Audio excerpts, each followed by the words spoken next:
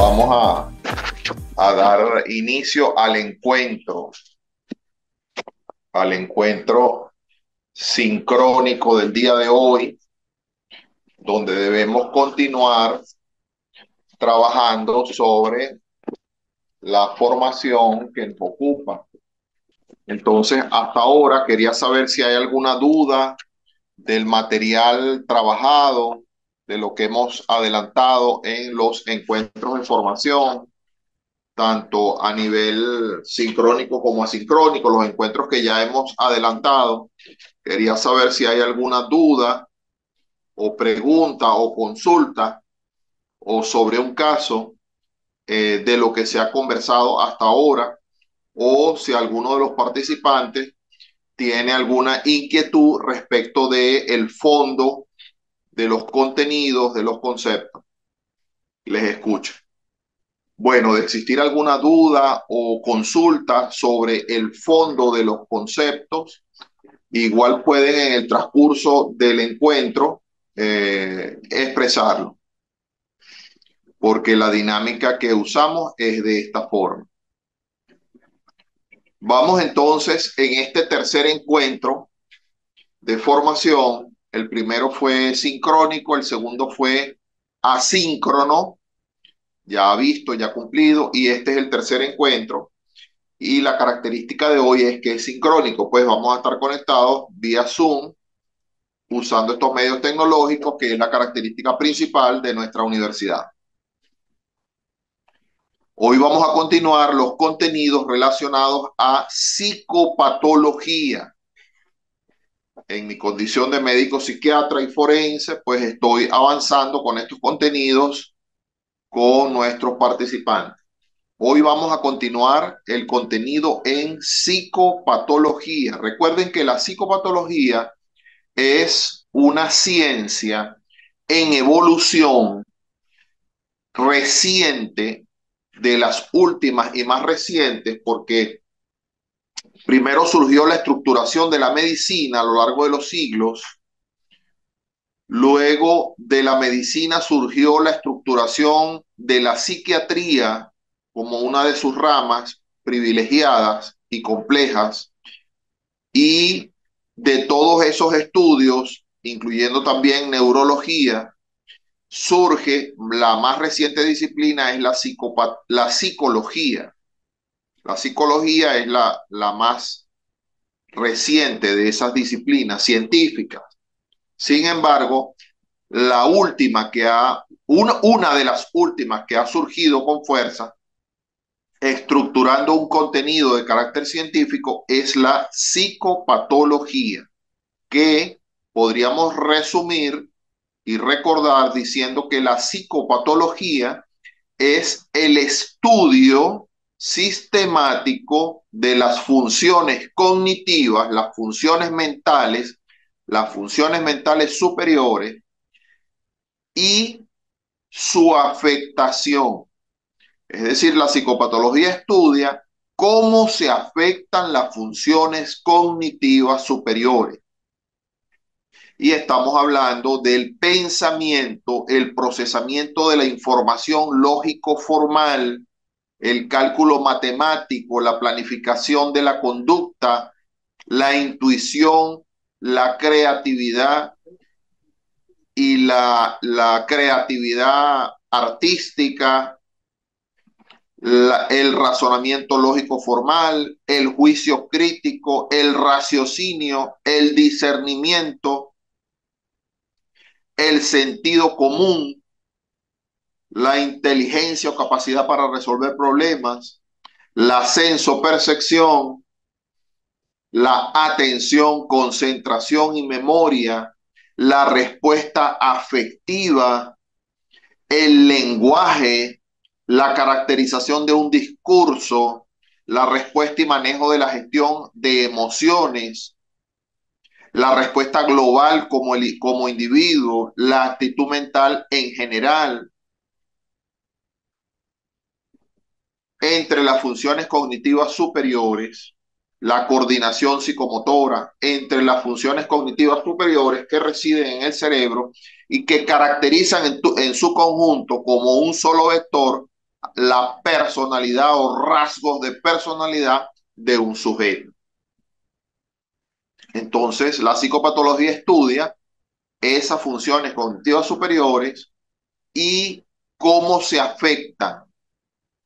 De tal manera que en eso se define, en eso se determina, en eso se especifica la psicopatología y es muy diferente a la psiquiatría que estudia, diagnostica, trata y previene las enfermedades mentales como un todo. Mientras que la psicología en general trabaja con el sujeto sano, mientras que el psiquiatra trabaja con el sujeto enfermo de la mente, con un diagnóstico psiquiátrico de trastorno mental, mientras que el psicólogo trabaja en general con el sujeto sano, trabaja con los conflictos del sujeto, los conflictos intrapsíquicos, los conflictos interrelacionales, los conflictos de vínculo y dinámicas de relación, dinámicas de grupo y sus conflictos organizacionales, etcétera. Entonces, en general, luego, el psiquiatra, el trabajador social, el psicólogo, compartimos un área común que es la salud mental. El psiquiatra y el psicólogo centrados en general en el individuo y el trabajador social centrado en general en el funcionamiento social y de interacción y dinámicas de vínculo. Pero los profesionales de salud mental, psiquiatra, psicólogo y trabajador social, compartimos un fenómeno común de trabajo que es la salud mental y el comportamiento del sujeto. Luego vienen especificidades de formación y ejercicio. El psiquiatra hace formación terapéutica y el psiquiatra que es psicoterapeuta comparte con el psicólogo o el trabajador social las funciones de terapia. De tal manera que en una comunidad terapéutica para rehabilitar contra el uso de drogas indebido, los psiquiatras y los psicólogos compartimos con el trabajador social funciones y roles terapéuticos.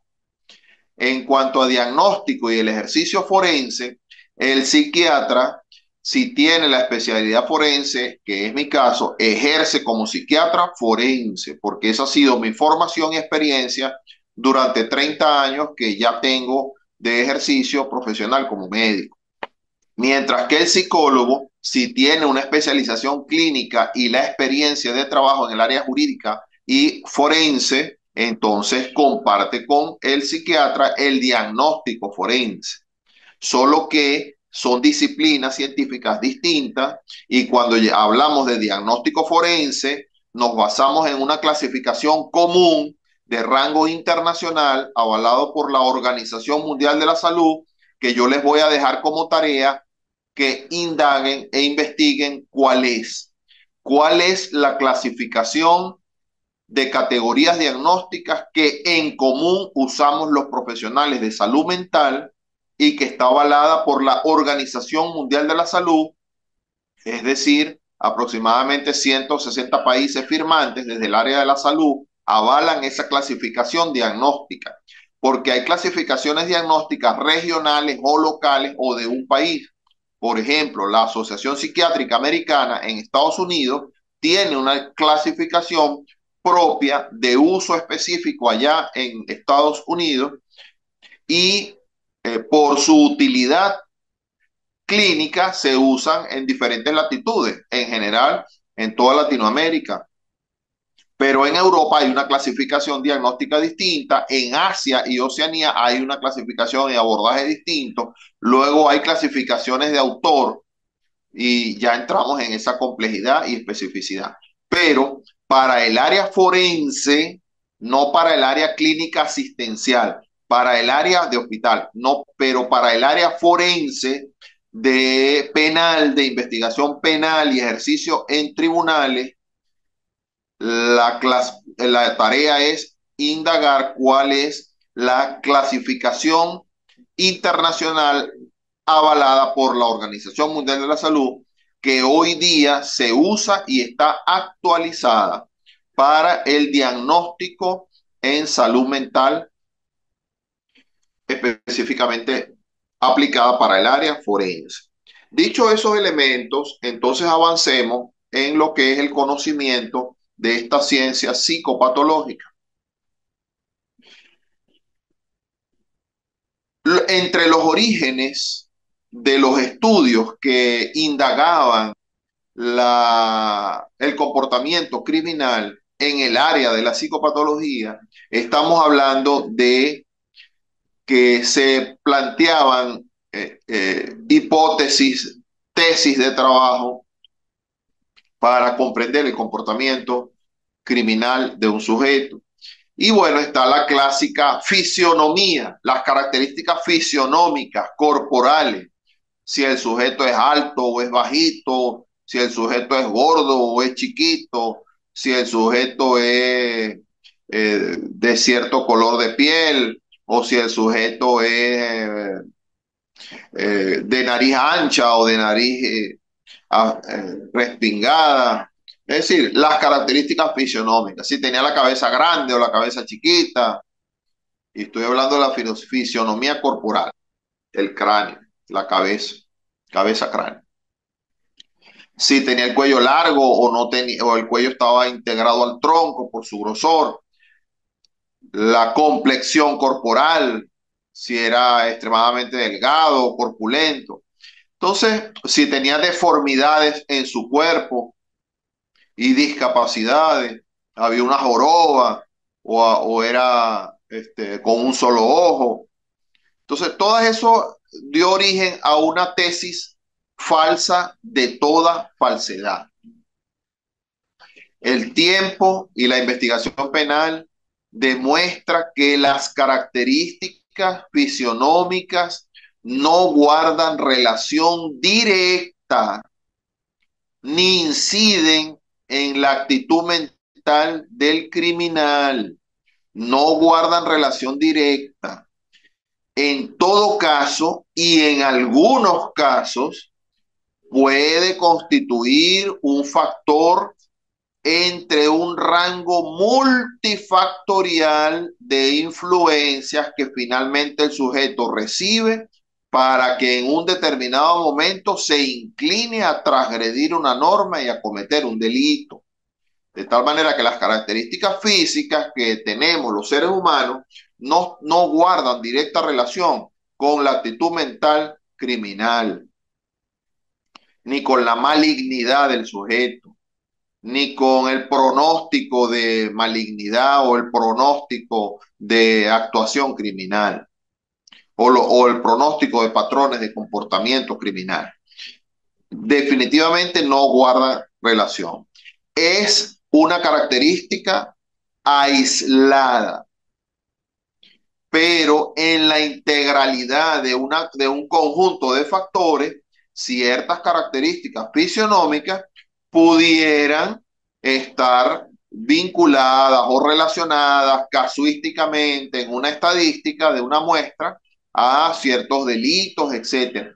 Pero no es una determinación, no es patognomónico, no es diagnóstico. De tal manera que eso incluye las características del rostro, de la amplitud de los ojos, del ancho de la nariz, del largo de la nariz, de la mandíbula, de las características fisionómicas de los lóbulos de la oreja, de las características fisionómicas del cráneo y la forma del cráneo.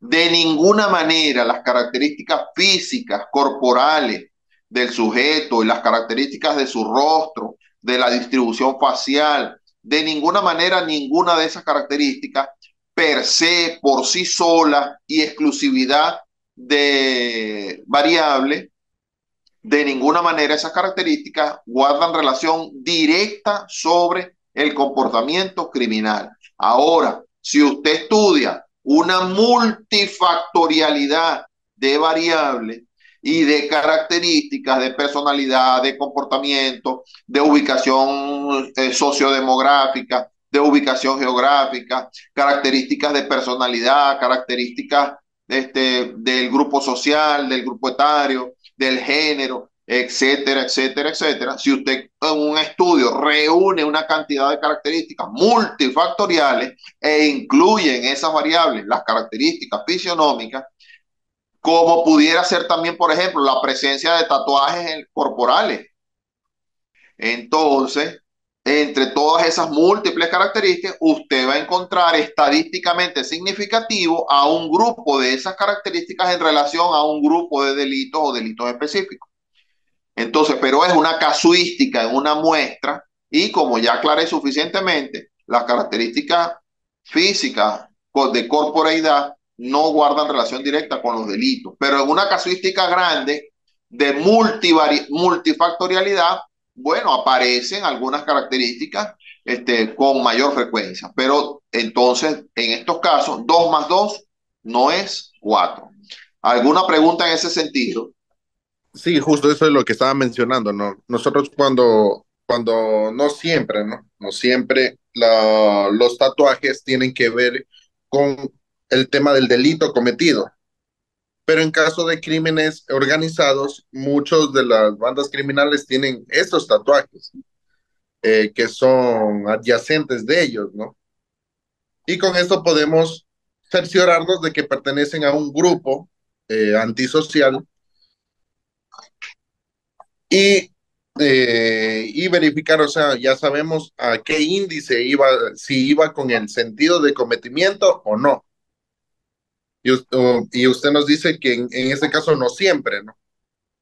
Pero por lo menos aquí en Ecuador, acá les dicen plaquearse y se hacen tatuajes dependiendo de un grupo criminal establecido. Y cuando ya están blanqueados, según el cuerpo uniformado, Policía Nacional, ya saben que ellos son pertenecientes a estos grupos y se procede con este tipo de individuos. Sí, estamos de acuerdo, pero no hay una vinculación directa con un delito. No lo puede acusar de homicidio, no lo puede involucrar en un robo a mano armada, no lo puede involucrar en unas lesiones, no lo puede involucrar en una estafa, no lo puede involucrar en un secuestro o en una extorsión. Solo lo puede vincular a que está relacionado con un grupo delictivo, pero al ciudadano específicamente no le puede acusar específicamente de algún delito. Entonces, estamos hablando de una casuística de características generales y coincidimos, porque además estoy plenamente de acuerdo con lo que usted está señalando, acá en Venezuela también existe eso, porque se han venido pasando como la práctica por la migración y todo. Entonces, decíamos que yo soy Tim Morín, yo soy seguidor de Morín y sus planteamientos o postulados que dicen que no es posible que la causalidad de los fenómenos. O sea, no hay manera de que usted atribuya un fenómeno a una causa. Todo fenómeno tiene una multicausalidad de factores intervinientes que de una manera singular generan un fenómeno y un hecho determinado o particular. Voy a poner un ejemplo más de salud como para luego ir a la parte penal. Si usted dice, bueno, el propio COVID, que lo vivimos hace poco, ok, el SARS-CoV-2, que es el virus, el nombre científico del virus, SARS-CoV-2, es el causante del COVID, es falso. Porque, como si el SARS-CoV-2 es causante del COVID, ¿cómo usted va a tener personas portadoras del virus en su cuerpo y son sanas? Que son los llamados portadores sanos y que tienen unas características de esa población. Y unas características de la población al cual el SARS-CoV-2 sí actuaba incluso hasta la muerte, hasta causar el fallecimiento del sujeto. Entonces, si usted tiene sujetos sanos que tienen en su cuerpo, en su sistema, el virus, entonces, ¿cómo usted me va a decir que el SARS-CoV-2 es causante del COVID si usted tiene sujetos sanos que portan el virus en su cuerpo y no experimentan ninguna sintomatología? Entonces se cae la tesis de que el SARS-CoV-2 es el causante del COVID. ¿Ve? Entonces, ¿por qué? Porque como Morín hay una multicausalidad. Tiene usted, además de portar el virus, de contagiarse con el SARS-CoV-2, que es un factor biológico, además de contagiarse, tiene usted que tener otras características, como por ejemplo la desnutrición, la falta de programas de vacunación para la fortaleza y robustez del sistema inmunológico en su cuerpo y así una cantidad de factores. Su edad, la comorbilidad con otras patologías como diabetes, hipertensión, etcétera, etcétera. Entonces, Morín tiene razón cuando dice que todo fenómeno tiene una multicausalidad. Claro que sí, doctor. Sí, tuve un problema técnico con una de las patitas de soporte del equipo y bueno, ya estoy solucionando. Bueno, entonces mi posición es como la de Morín. Todo fenómeno, en este caso el hecho criminal en estudio, todo fenómeno tiene una multicausalidad. Entonces vamos a estudiar el fenómeno desde una perspectiva sistémica. ¿Cuáles son los factores que se desencadenaron para generar un fenómeno particular, un hecho particular? En ese sentido, volviendo al sujeto y a la genética, la ciencia nos dice, en general, el fenómeno criminal, la conducta transgresora, tiene una multicausalidad de factores en el sujeto y tiene una multicausalidad de factores en el grupo social. Entonces, por ejemplo, vemos en el grupo social, desde el punto de vista familiar, si una familia está desestructurada o si una familia está en una etapa desorganizada, eso es un factor que contribuye a una tendencia a que los adolescentes tengan un comportamiento más transgresor de la norma, porque en casa no encuentran una norma límite que estructure, organice su conducta. Entonces ahí tenemos un factor, un caldo de cultivo, pero esa no es la causa de la criminalidad, porque adolescentes con familias desorganizadas o desestructuradas tienen un comportamiento sano, proactivo, social adecuado y respetuoso de la norma social. Entonces, pero ahí hay un factor. En un grupo sí va a constituir un elemento que lo va a inclinar a que, por ejemplo, a relacionarse con otros adolescentes que también sean transgresores.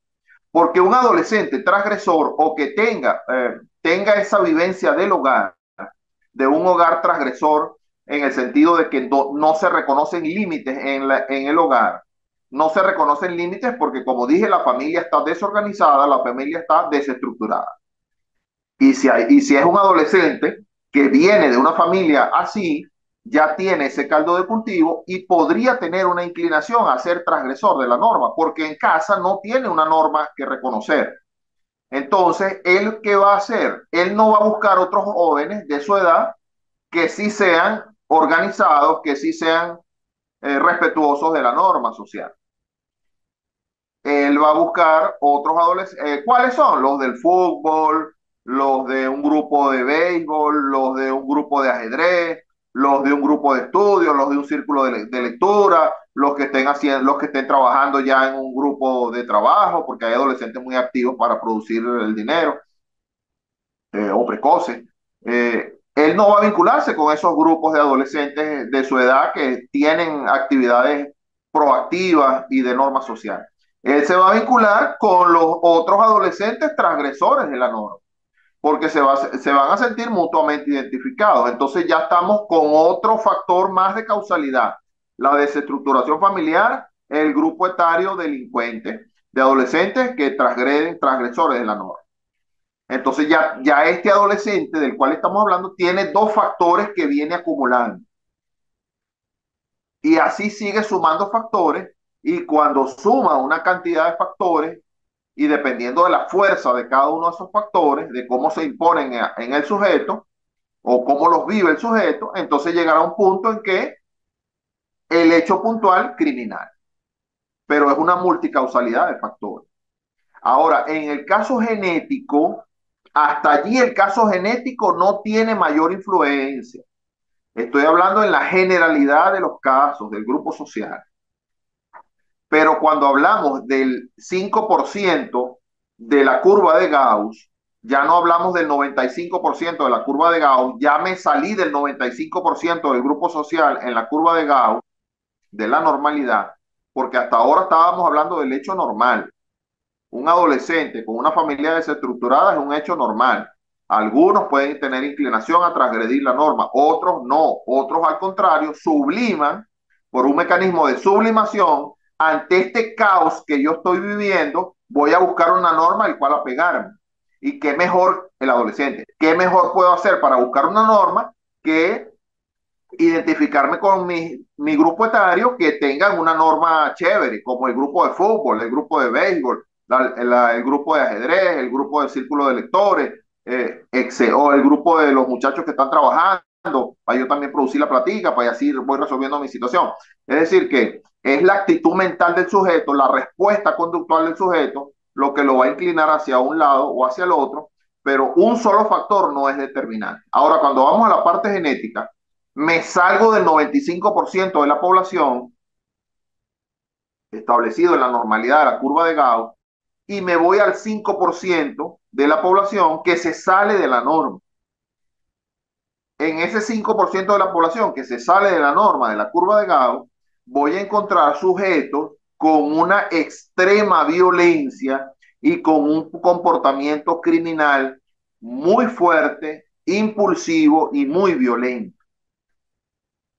Entonces se dan allí hechos muy bizarros en la criminalidad, como la decapitación, el homicidio por decapitación, el homicidio con descuartizamiento, el homicidio con desmembramiento, que es distinto, el homicidio con calcinamiento de las partes. Y como vimos recientemente en algunos casos que se han investigado, el sicariato, el pago por el homicidio de otro sujeto,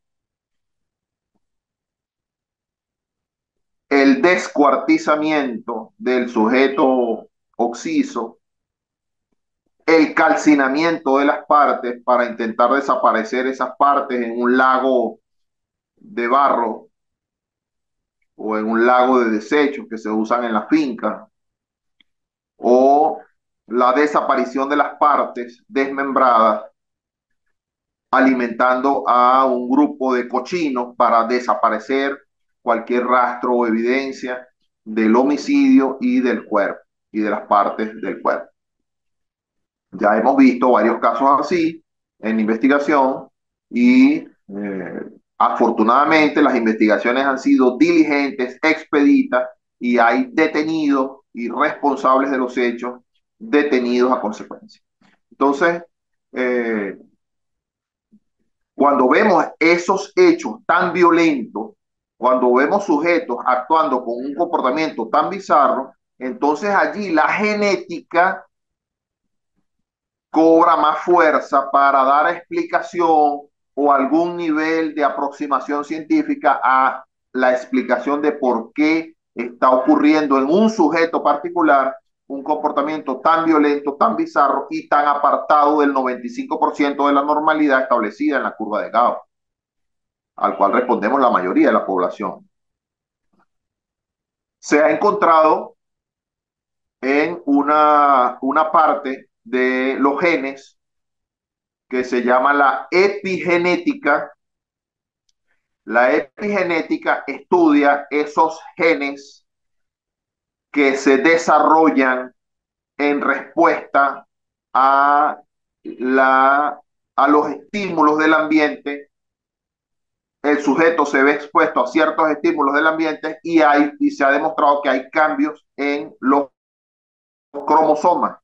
Ese fenómeno lo estudia la epigenética, una rama de la genética que estudia ese fenómeno. Y se ha visto que el crecimiento, digamos, en la superficie de los genes de ciertas cadenas de aminoácidos a consecuencia y reacción de la exposición a ciertos estímulos del ambiente, el ADN reacciona, nuestro ADN reacciona a ciertos estímulos del ambiente y se desarrollan en los genes cadenas de aminoácidos que marcan de una manera particular al sujeto. Es una dinámica, pues, de la genética que se está investigando recientemente. y se llama epigenética. La epigenética ha logrado demostrar que ciertos rasgos del carácter impulsivo y violento se transmiten por saltos generacionales. Es decir, que un sujeto, que el hijo de un padre violento que cometió homicidio y está detenido porque el homicidio además fue muy bizarro con las características que mencioné, los hijos no necesariamente son violentos. Los hijos pueden ser un pan de Dios y pueden ser grandes artistas y personalidades muy reconocidas desde el punto de vista social y muy adaptados socialmente. Pero cuando ese hijo de ese padre muy violento tiene un hijo, es decir, el nieto de ese actor, de ese criminal, el nieto de ese criminal puede ser una persona muy sana, muy normal y con mucha adaptabilidad social. Puede ser un líder social inclusive, no hay novedad con eso. Pero cuando ese nieto del criminal tiene un hijo, ese hijo puede ser una persona con un fuerte rasgo de carácter impulsivo y violento y cometer homicidios de extrema violencia. Pertenecer a una banda criminal, estar tatuado y cometer homicidios seriales de extrema violencia. Entonces la epigenética, cuando estudia esos casos, que son el 5% de la norma social en la curva de Gauss, es decir, la excepcionalidad del comportamiento normal, cuando la epigenética estudia esos rasgos de carácter, ha encontrado que tienen una vinculación genética el bisnieto con el criminal inicial y tienen un comportamiento similar, impulsivo y de gran violencia. Específicamente ese comportamiento.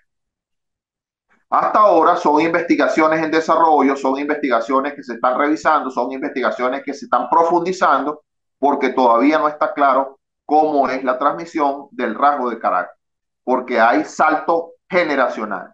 Entonces eso le da una complejidad mayor para demostrar el hecho investigativo desde el punto de vista científico, pero ya están los elementos y los indicadores bastante firmes y se está estudiando y analizando los resultados. La genética nos está orientando por allí en esos comportamientos de extrema violencia. Y bueno, hay otros factores, factores familiares, factores sociales, factores de comunidad, factores del grupo al cual usted pertenece. Entonces ahí mencionamos las bandas criminales. Por supuesto que si en un sector de la sociedad hay una banda criminal que actúa con un liderazgo negativo muy fuerte, de ese grupo social van a surgir numerosos jóvenes inclinados a adherirse a esa banda criminal. Entonces va a haber un aumento de la criminalidad por el hecho de que hay una banda organizada que ejerce un liderazgo muy fuerte en cierto sector de la comunidad.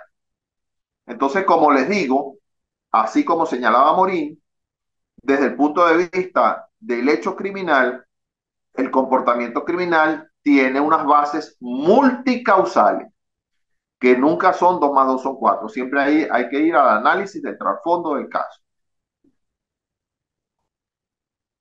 Porque no va a ser igual un homicidio que cometa un adolescente de un grupo social que tiene una adaptabilidad normal dentro de la norma. En un liceo se dio un hecho y el adolescente comete un delito.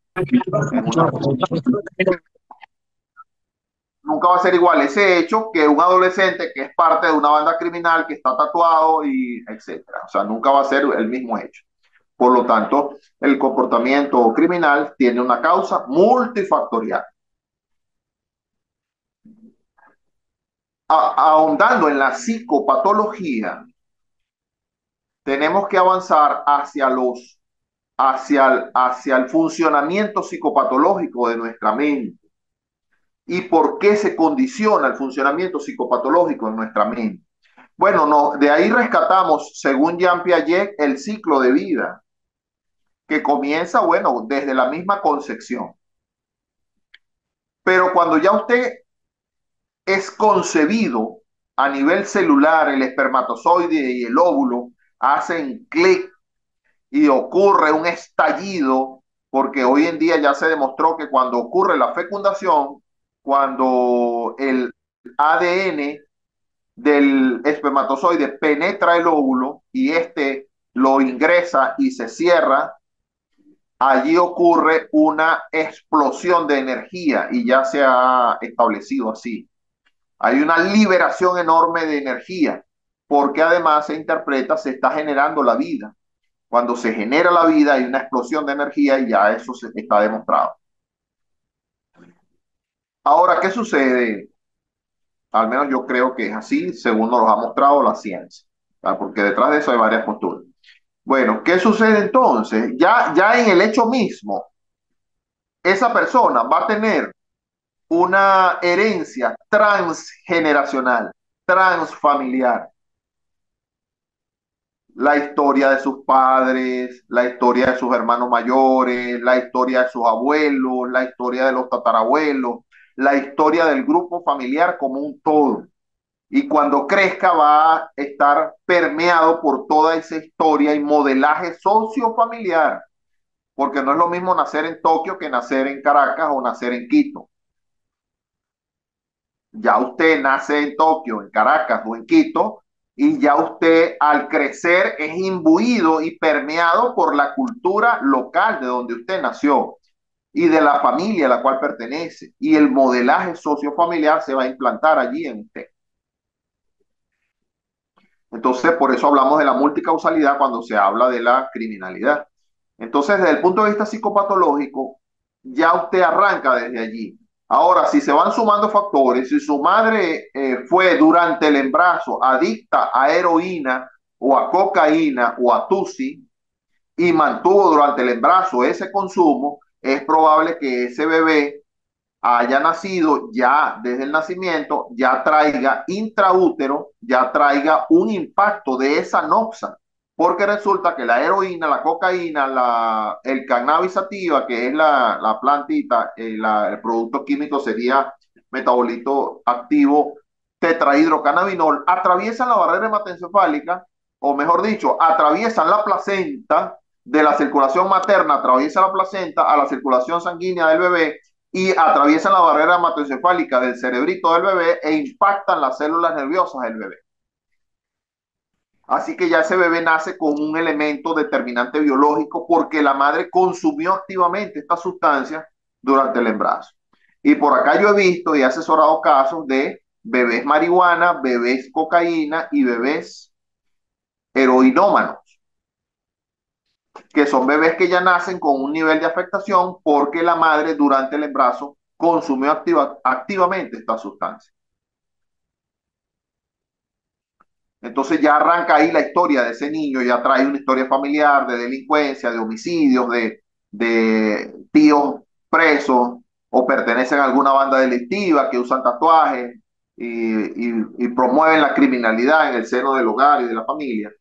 Y ya ese adolescente trae un hecho biológico de que la madre consumía activamente drogas y él se nació ya afectadito.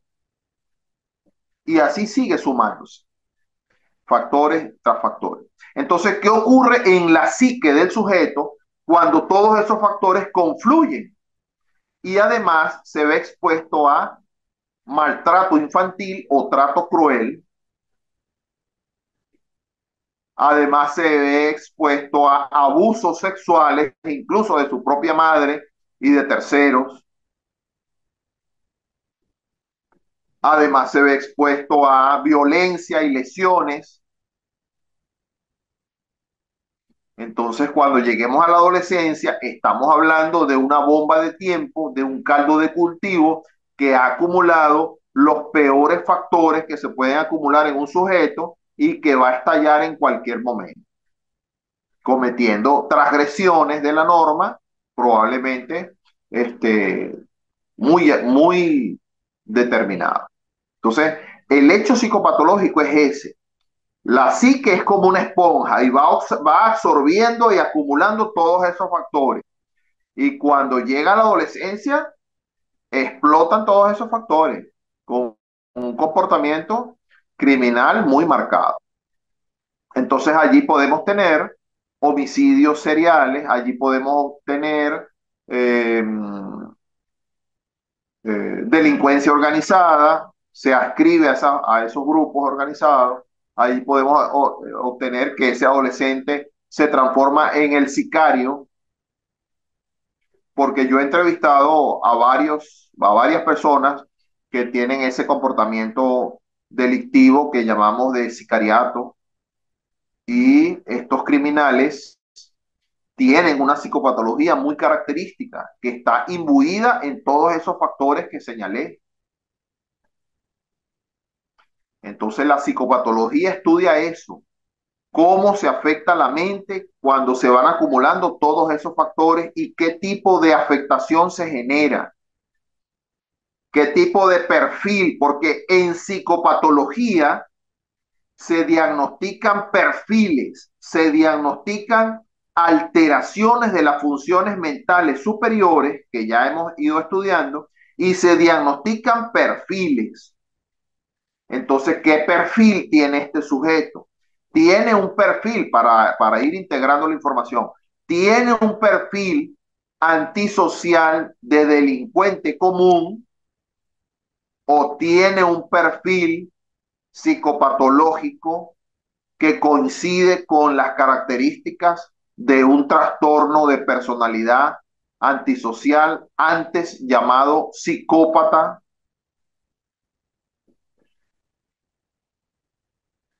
Recuerden que el perfil antisocial del delincuente común generalmente, solo le voy a dar una característica entre muchas, porque es un perfil, entre muchas, el delincuente común tiene un bajo nivel intelectual. El psicópata en general tiene un alto nivel intelectual. El perfil del delincuente común es impulsivo y violento y el comportamiento es no planificado, azaroso, reactivo, con uso de drogas. El comportamiento del psicópata es altamente planificado, meticuloso, detallista, obsesivo,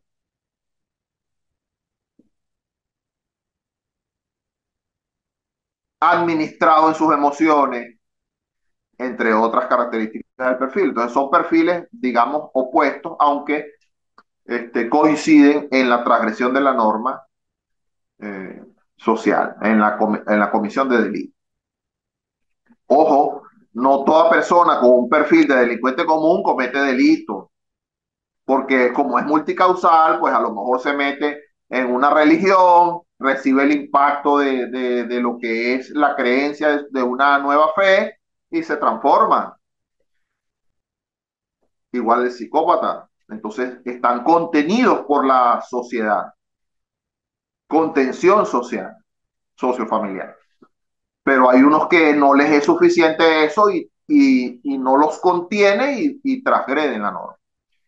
Pero muchos no han transgredido la norma y no alcanzan notoriedad. Pero son psicópatas o tienen un perfil de delincuente común.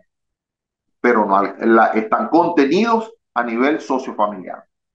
Como cité, por ejemplo, pertenecen a una iglesia o están haciendo deporte y eso los mantiene contenidos. Pero otros tantos no logran contenerse de esa forma con los recursos sociofamiliares y bueno, transgreden la norma y lo hacen de manera notoria. ¿Alguna pregunta hasta acá? ¿Alguna reacción de los participantes de alguno de los temas que he mencionado?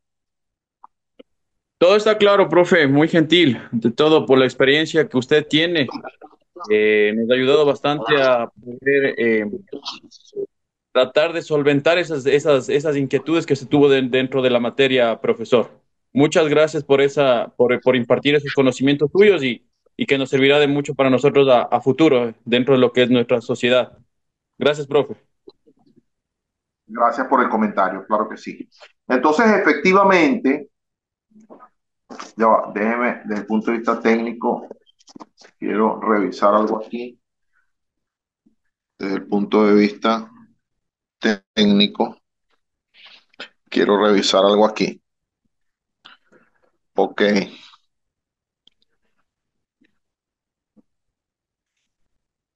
Bueno, entonces estaba revisando ahí la funcionalidad del Zoom. Bien, entonces, lamentablemente ha avanzado la hora, se ha consumido y agotado el tiempo, entonces quiero aprovechar para cerrar la sesión de encuentro formativo, recordarles que seguimos vinculados por el grupo WhatsApp. Prontamente les voy a ir entonces calificando y dando más orientaciones por el grupo de WhatsApp. Yo vi que la mayoría estuvo colocando allí la actividad de ejercicio en el encuentro asíncrono. Recuerden que en general son 3 evaluaciones. Les prometo estructurar e informar sobre eso para que quede el participante bien informado sobre eso y pueda entonces actuar en el término de las evaluaciones preestablecidas. Voy a estar un poquito más activo esta semana por WhatsApp para que ustedes tengan la información necesaria. Pero hoy hemos concluido con esta actividad. Espero haya sido de su agrado, espero haya sido en un lenguaje sencillo y comprensible, porque reconozco que la psicopatología tiene un nivel de complejidad y una jerga técnica muy extraña y muy compleja, pero lo quise hacer pues hasta donde lo pude desarrollar en términos sencillos, con un lenguaje más comprensible para los participantes que entiendo la especialidad que tienen. Y voy a requerir por WhatsApp que se identifiquen con una foto y algunos datos de su ejercicio y profesión para yo tener comprensión y vincularme mejor con los participantes de esta materia. Muchas gracias y feliz día.